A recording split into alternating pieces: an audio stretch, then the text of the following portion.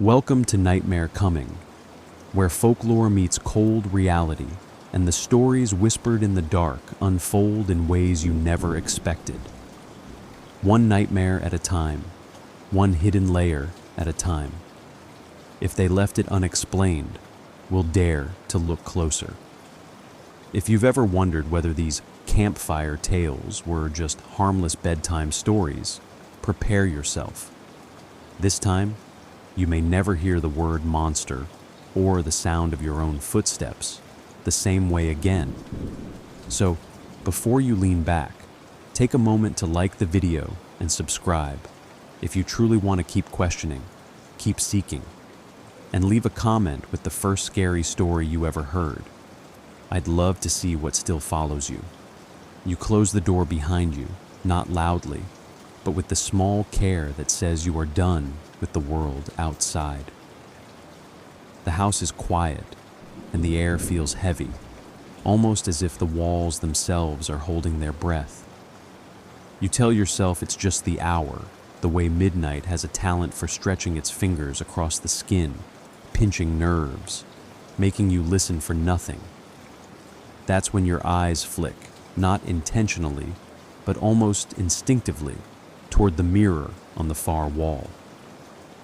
You don't mean to look, it's just there, like a silent roommate that never sleeps. The frame is older than you remember, the wood darkened by years of absorbing conversations, arguments, whispers no one thought mattered. And in the glass, of course, is you, except you feel like you arrived there too quickly, as though your reflection was waiting, already standing before you, and only reluctantly mirrored your movement a second later. The silence after midnight is not like any other silence. You know this already, but tonight it feels sharper. You sit, perhaps scrolling your phone, pretending distraction, but every few seconds your gaze drifts back. You try to time it, sneaking a glance, waiting to see if your other self blinks at the right rhythm. Do you blink first, or does it?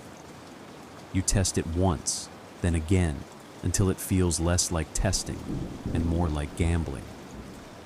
Old superstitions trickle in without permission. You recall how your grandmother told you never to leave a mirror uncovered at night. "It's a gate," she whispered once, when you thought she'd already fallen asleep. "And gates are for crossing." Of course, you laughed it off then.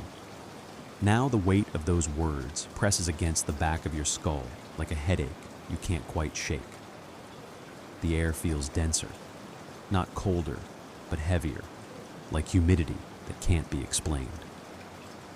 You notice that the house creaks differently tonight, that the digital clock on your bedside table flickers a fraction longer between minutes. You could turn away, you could face the other wall, but you don't, because in the strangest way, you want to know. You want to be certain that nothing is there, and certainty, at this hour, is a luxury. Your hand trembles when you reach for the light switch, not because you are afraid of the dark, but because you're afraid of what the mirror might choose to show you in the dim glow. A psychologist might call it pareidolia, your brain inventing patterns, faces, and shadows. But psychologists don't sit here with you, counting the spaces between breaths, listening for a creak in the floorboards that doesn't match your own heartbeat. And yet, what could possibly happen? It's just a mirror, just a piece of polished glass. That's what you tell yourself as you finally let your gaze rest full upon it. The room is silent. You are still. The mirror waits, and you swear the reflection looks a fraction more patient than you do.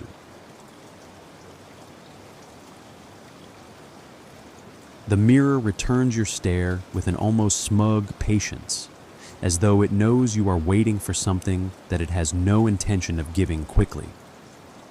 You tell yourself that this is absurd, that it's just the human brain, built to find drama in stillness.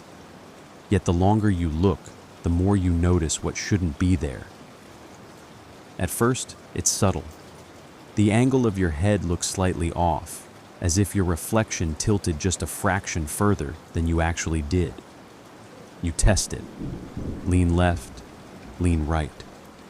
The mirrored version follows, but slower, as though someone inside the glass is mimicking you with a lag. Irony has a way of biting in these moments. You used to laugh at horror movies where characters shrieked because their reflection blinked out of sync. Now, you find yourself blinking deliberately, like a child testing a suspicious toy. And when the reflection delays, even for a split second, your chest tightens with the quiet knowledge that someone else is inside this game. You've read before that mirrors are not perfectly honest, that what you see is flipped, flattened, distorted, ever so slightly. But this distortion feels different. This is not the optical trick of reversed letters on your t-shirt. This is the faint pull of being studied. You lean closer until your nose nearly brushes the glass, and you see that the whites of your eyes in the reflection seem dimmer, the pupils wider, as if that version of you lives in a place with less light. The room is not cold, yet goosebumps rise. Behind your reflection, the background seems too crisp. The hallway visible over your shoulder appears darker than it is in reality. You glance back at it, nothing unusual, just the pale wall and the edge of the light switch. But in the mirror, the shadow lingers, fat and deliberate, like something blocking a lamp you can't see. You remember playground whispers about Bloody Mary, how children dared each other to chant her name in the bathroom mirror. You never believed it then. You mocked those who did. Yet here you are, wondering whether their trembling laughter had been more warning than joke. Urban legends are cheap currency, traded from mouth to mouth. But every coin comes from somewhere, doesn't it? Who was the first to see a face that wasn't their own? The irony creeps in again. Psychologists insist mirrors only reflect. They would say your suspicion is projection, that you are leaking your anxiety into an innocent piece of glass. But psychologists weren't here to see how the reflection of your hand seemed a beat too late when you rubbed your temple.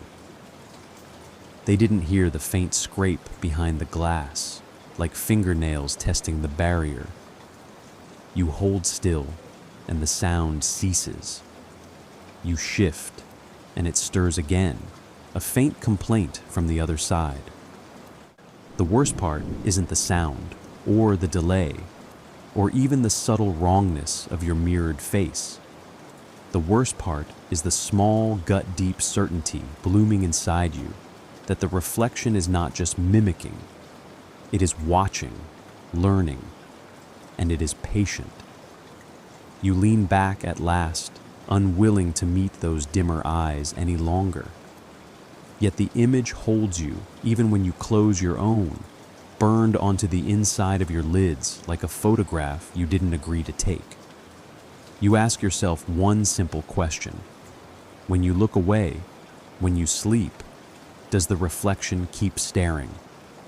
And if so, what does it do while you aren't looking? Your grandmother's words drift back in the hush. A mirror is a gate, and gates are for crossing. You didn't want to believe her then, and you still don't now, but the thought clings like a burr to your mind. A mirror has always been sold to you as something simple, an object, a tool, a way to straighten your hair or confirm your clothes match. But not every culture has treated glass with such casual trust. You remember hearing that in certain old traditions, people covered mirrors when someone in the house died. They claimed it kept the soul from getting trapped in the silver. Jewish households practiced it, but so did others, far from each other on the map. Strange, isn't it? How different tongues whisper the same warning. And then there's the Chinese superstition. Breaking a mirror brings 7 years of bad luck because the mirror holds part of your spirit. You dismissed it all once, a collector's set of quaint little taboos. Now you can't shake the thought, why would so many cultures fear the same object unless something was really there? The air near your own mirror thickens as though time is dragging. You can almost imagine the glass as water with ripples hiding just beneath the surface. An urban legend rises unbidden, the one about the lady in the looking glass. Supposedly, if you stare long enough, she appears, a pale figure trapped between reflections, who copies every gesture until the instant you turn away. And then she moves on her own. Ironically, you once thought of that story as just another tale meant to scare kids at sleepovers. But now, the cadence of it feels like a riddle delivered too late. You test the water, just a small test. You raise your hand, then slowly lower it. Your reflection does the same, a little too slow, a little too heavy, as if lifting weights underwater. The skin along your arms prickles with pins of cold. You know you should step back, walk away, cover the mirror with a sheet, anything. But curiosity is sticky. Folklore has always been both a warning and a dare. And you, right now, can't tell which side of that divide you're standing on. The scrape returns, softer this time, like fabric brushing against glass. You strain to hear it and wonder if the sound even exists outside your skull. It could be the house settling. It could be your imagination.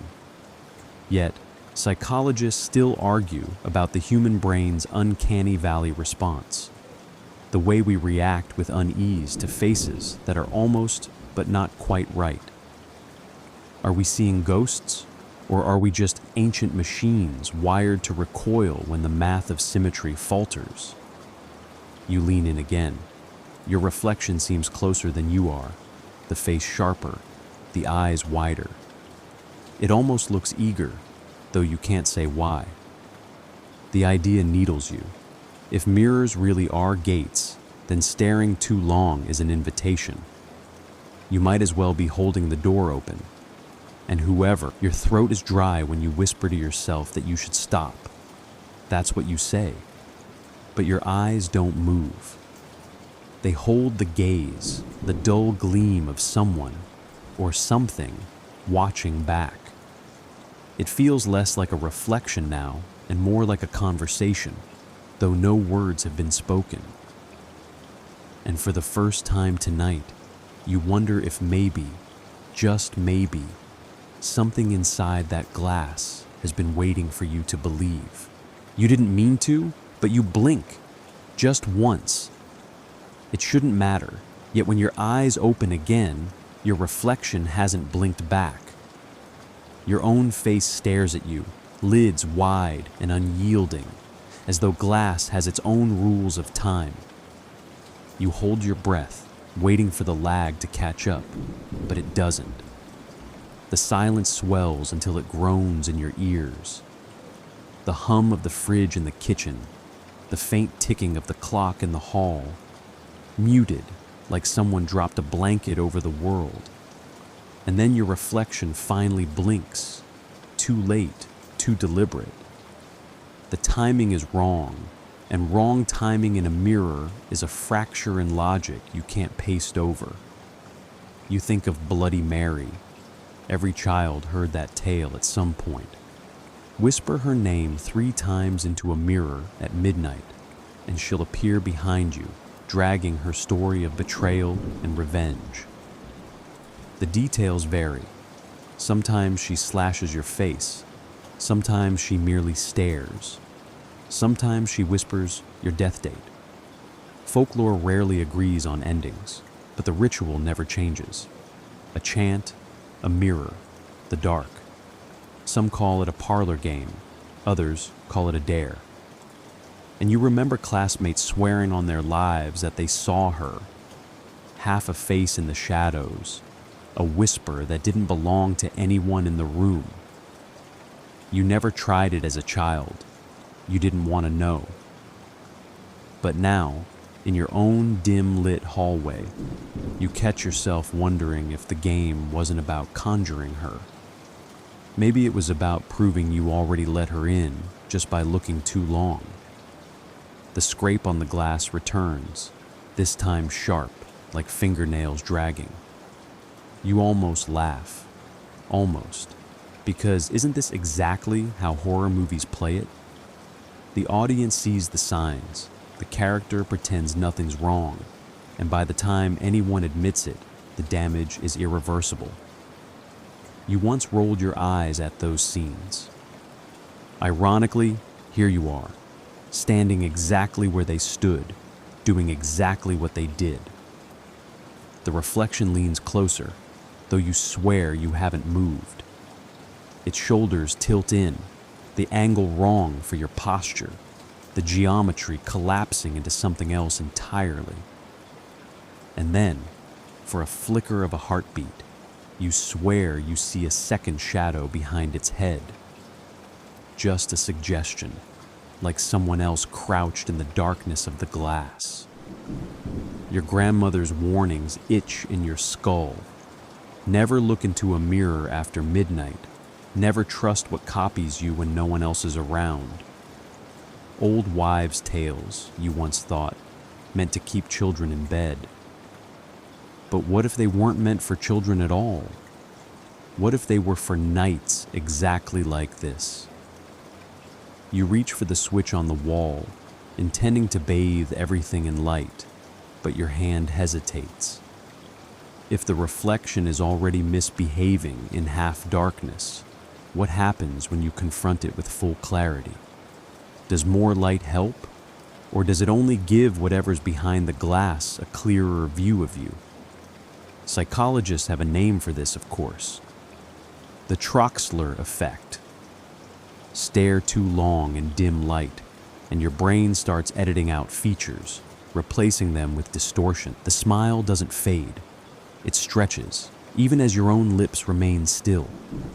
A grin that is yours, but not yours. A mask pinned to a face that looks like you, yet radiates something older, hungrier. Your skin prickles because you've seen this kind of smile before. Not in the mirror, but in paintings that hang in dusty museums. Portraits where the eyes follow you across the room and the lips curve with secrets you'll never be allowed to hear. You tell yourself not to lean closer, but you do. You always do. And what you notice next is worse than the grin, the eyes. Your pupils are wrong. Too dilated, swallowing iris until nothing but blackness stares back. And then, as if the glass is nothing more than water, the surface ripples. The sound is faint, but undeniable. A distortion in the silence, like the first crack in a frozen lake. Some cultures believe mirrors are doors.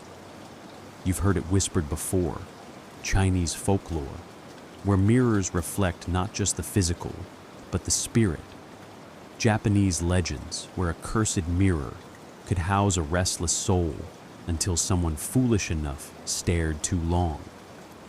Even in old European superstition, mirrors were draped with cloth after someone died, to stop the newly dead from slipping back through the glass.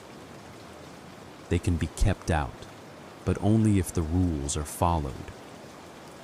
And you've already broken them. The scrape on the glass is sharper this time, loud enough to set your teeth on edge. You picture fingernails, but the rhythm is wrong, too steady, more like something tapping. 1, 2, 1, 2, 3, a pattern. A knock, almost. Only reversed, coming from inside the mirror, as though someone wants you to answer. You step back. It steps forward. Simple as that. The grin, the black eyes, the tilt of the head. It matches your retreat with pursuit, except it isn't just mimicking. No, now it's leading. drawing you closer with its refusal to let you leave. And then you see it. Not your own reflection anymore. Not really. The hoodie you're wearing tonight, the safe, familiar one, hangs differently in the mirror. Looser, like the body inside it isn't quite shaped like you. The arms too long, the fabric sagging unnaturally at the shoulders. And though the room around you is dim, the reflection's background seems darker still, like behind the glass is a place where no light dares to live. You blink hard, once, twice. The reflection doesn't.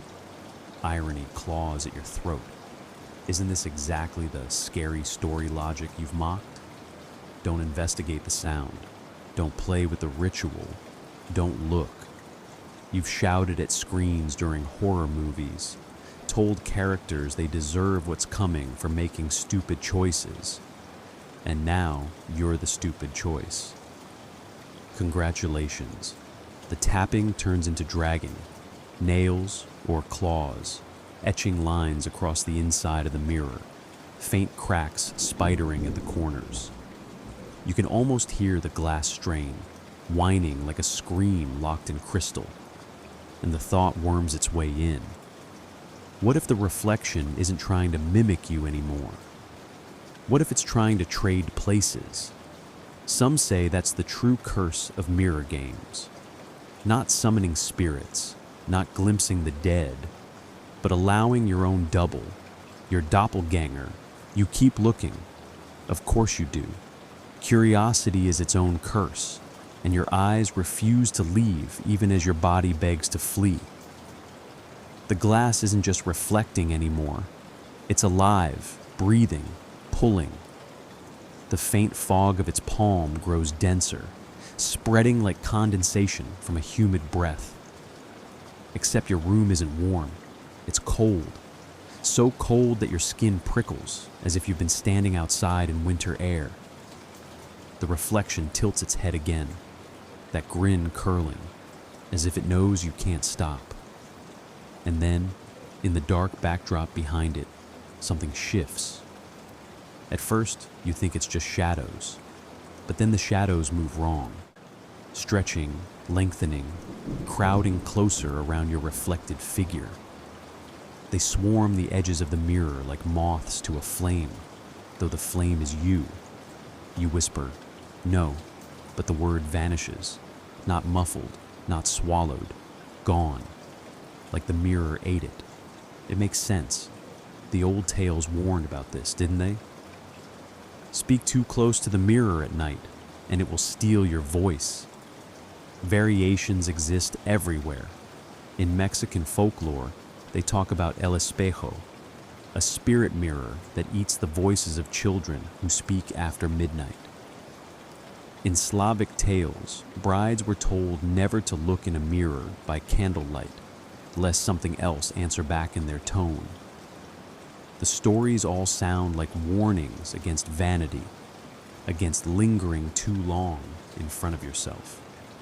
But here, you're not admiring, you're witnessing. And still, it doesn't matter. The rules don't care about intentions. You take another step back. The reflection doesn't follow this time. It just stays there, pressed against the glass, that too long body crouched forward. Its mouth opens wide, wider than humanly possible, the grin splitting into something grotesque. And you hear it, your own voice, calling your name from inside the mirror. You freeze. The voice is unmistakable. You've heard it every day of your life, in casual greetings, in tired mutterings, in laughter. But now it's wrong, hollow, too sharp around the edges, like your name is made of broken glass. The scratching comes back, faster now, the lines cracking the mirror's surface. Tiny shards glint under the dim light, but instead of falling, they hang suspended, like the mirror refuses to let go of them. And for the first time, you notice something carved in the reflection's background. Letters. words etched into the dark, as if someone had clawed them there long before you arrived. Don't look away. That's when it hits you. The trap isn't in looking. The trap is in breaking eye contact. Because the moment you glance elsewhere, even for a second, you won't know what side the reflection is on anymore. Irony sinks its teeth in again. Haven't you rolled your eyes at those ritual creepypastas? The ones that say, don't blink, don't move, don't breathe too loud. You called them juvenile, cheap scare tactics. Yet here you are, terrified to blink, afraid to breathe, and your eyes burn. They scream for moisture, for relief. The sting intensifies until tears stream down your cheeks, distorting the reflection further. For a heartbeat, you swear it's free, that its hand has slipped through, just inches from your shoulder. But no, not yet, not fully. Your vision trembles, blurring, and you ask yourself, is it even the mirror anymore, or is it the air around you bending? Psychologists still argue whether prolonged staring into a mirror in low light can cause hallucinations. They call it the strange face in the mirror illusion. Experiments show people seeing monsters, relatives, even animals where their faces should be. They chalk it up to dissociation, a trick of the brain, a stress response. But none of those experiments mention the sound of glass cracking. None of them mention hearing your own voice from inside the reflection, begging you to stay. None of them end with a grin that splits your face while your lips remain dead still. And still, you can't look away. You know what happens if you do. You just don't know whether it will be quick, or if you'll spend forever in the dark behind the glass, grinning with no control, waiting for the next fool to lean too close. The first blink betrays you. You fight it, stretching your eyes wide until they ache. But flesh is weak. When your lids slam shut, even for a heartbeat, you swear the cold air shifts against your skin. And when they open again, the reflection isn't aligned anymore. It isn't mirroring you at all. Its hand is on the inside of the glass, yes, but higher, angled like it's ready to push through. Its grin has grown into something unhinged, stretching so wide that skin shouldn't hold. And its eyes, your eyes, no longer match yours. They're black pools now, swallowing all trace of light, all trace of you. You back into the corner of the room, whispering a prayer you don't even believe in. Behind you, the bed creaks. You didn't touch it. No weight should be on it. Yet there it is, the low groan of fabric bending. You don't dare look away from the mirror, but you feel it. Something has shifted. Something is waiting. Remember all those stories about mirrors as gateways? It's not new.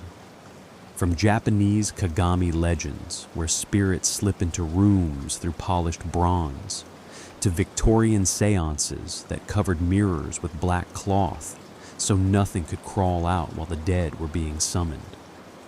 Some say every mirror is a thin place, a border between what we see and what watches back. And right now, the border looks thinner than ever. The scratching lines across the mirror deepen, glowing faintly like veins of molten silver. They trace around the reflection's body like cracks in a cocoon. And then it hits you. The mirror isn't breaking, it's hatching. The irony twists sharp. Isn't this what you always mocked? Those horror movies where someone gawks at a mirror until something finally jumps out? You used to laugh, toss popcorn, say, just don't look. But you can't laugh now. You can't even breathe. The voice comes again. Yours, from inside. Except now it's frantic, a perfect copy of your panic. Don't let it in. Don't let it out, both at once. Contradictory, impossible. How are you supposed to obey when both commands mean death? And then the mirror breathes. That's the only word for it. The glass fogs in a perfect oval, as though lungs exist just behind it.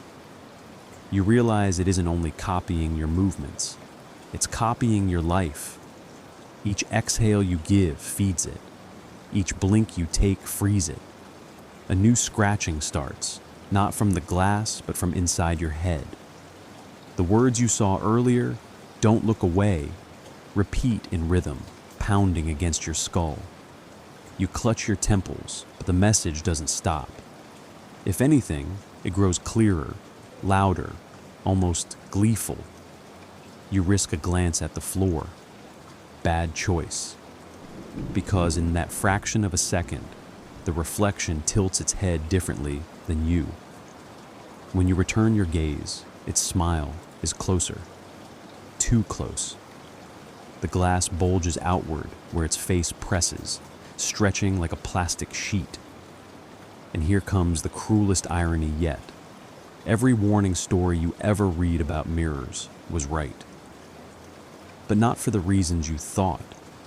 They weren't allegories for vanity or superstition.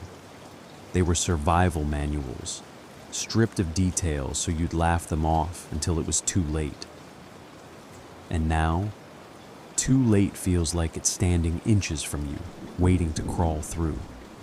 You force yourself to hold eye contact, though your vision swims with tears. The room is so silent that even you've held on longer than anyone should.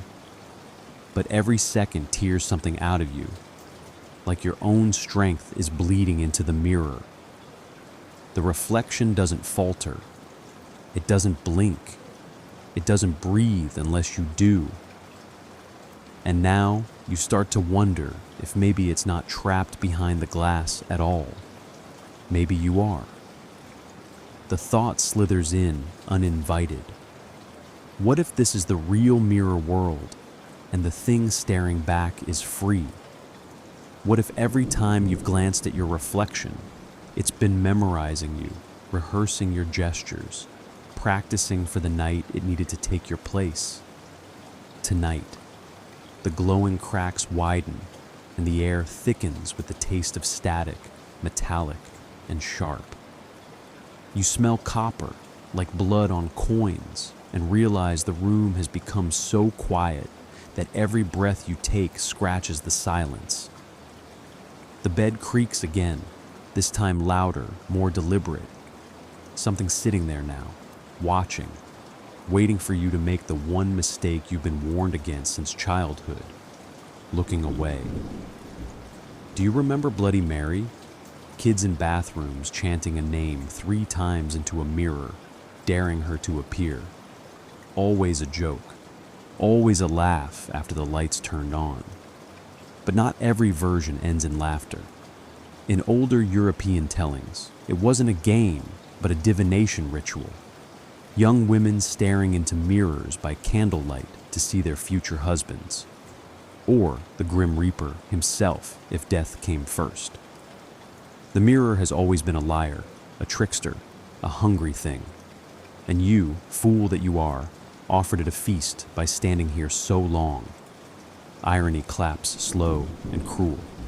You mocked those kids who swore they saw a face, ridiculed the warnings that said never to linger too long in the glass at night. Now here you are, a grown adult, proving the playground tales true in the worst way possible. The reflection presses its hand harder, and the surface ripples. Not glass anymore, but water. Every shiver across it distorts your double's face, but the grin never wavers. You swear you feel the cold wetness seep into the air around you, damp and biting against your skin. And then the whisper in your head sharpens into one last clear command. Switch. It's your own voice, calm and flat. A verdict, not a request. You know you can't win, not against something that's been waiting longer than you've been alive. Still, you try bargaining in silence. If I stay still, if I hold on just a little longer, maybe it will tire. But you know better. Shadows don't tire. Echoes don't fade. And a reflection only rests once it has a place to stand. The mirror breathes deeper, fogging again, and this time the fog shapes itself into words. Welcome home. That's when the lights flicker. Not just in the mirror, but in your room. The same flicker you noticed earlier in the hallway. A callback, a warning you ignored. And when the bulb steadies, the reflection is gone. Not broken, not shattered, just gone. The mirror shows only you again, tears streaking down your cheeks, eyes bloodshot, lips trembling. Normal, ordinary, human. Except when you finally dare to blink, the figure in the glass doesn't blink with you, and that's how you know the switch already happened. Thanks for watching till the end. Now you can enjoy the sound of rain and relax.